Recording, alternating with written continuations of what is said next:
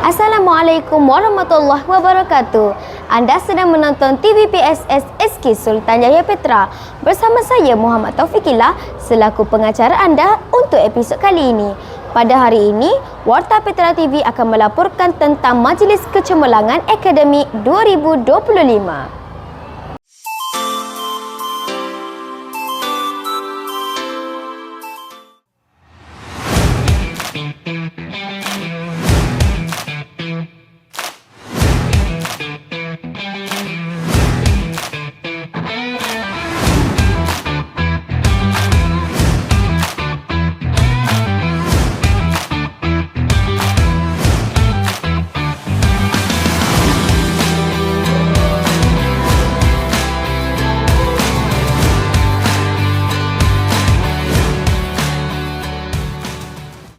Majlis ini memberi penghargaan kepada murid dalam kategori seperti berikut: Anugerah PPKI, Anugerah Murid Progresif Pemulihan, Anugerah Cemerlang Mata Pelajaran, Anugerah Kehadiran 100% dan Anugerah Nilam.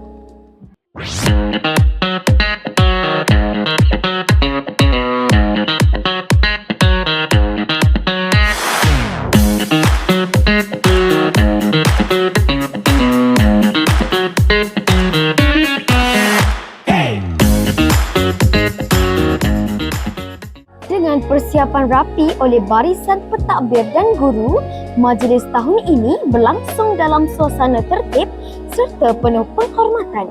Setiap anugerah yang diberikan merupakan tanda penghargaan kepada murid yang membuktikan bahawa usaha tekun sentiasa membuahkan hasil. Satu demi satu nama dipanggil, disambut langkah yakin para penerima anugerah. Walaupun majlis kali ini tanpa kehadiran ibu bapa, tepukan semangat rakan-rakan serta guru tetap mengisi dewan dengan aura kecemerlangan.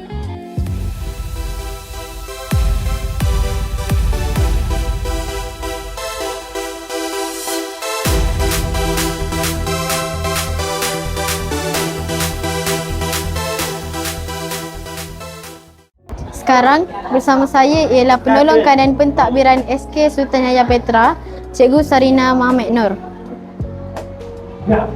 Assalamualaikum. Salam. Apakah harapan pihak sekolah terhadap murid yang menerima anugerah hari ini? Harapan pihak sekolah terhadap murid-murid yang mencapai kecemerlangan dan yang menerima anugerah akademik pada hari ini ialah murid mencapai tahap minimum mengira, menulis dan juga membaca. Kemudian kita ingin meneruskan kecemerlangan akademik bagi penerima-penerima anugerah supaya mencapai kecemerlangan pada tahun-tahun mendatang. Dan cikgu, apakah perancangan sekolah bagi memperkukuh prestasi akademik murid? Kita banyak mengadakan sesi perbincangan melalui mesyuarat-mesyuarat akademik. Selain itu, kita juga mengadakan kem-kem kecemerlangan, kelas-kelas tambahan berfokus kepada murid-murid bagi mencapai tahap penguasaan yang tinggi dalam akademik. Itu saja. Demikianlah perkongsian daripada Cikgu Sarina itu tadi. Saya serahkan kembali kepada Taufikillah. Terima kasih kepada wartawan kami.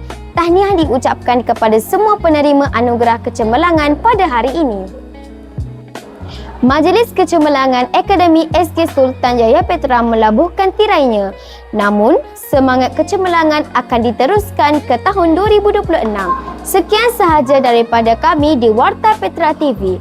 Suara cilik, bicara interaktif. Assalamualaikum dan jumpa lagi di episod seterusnya.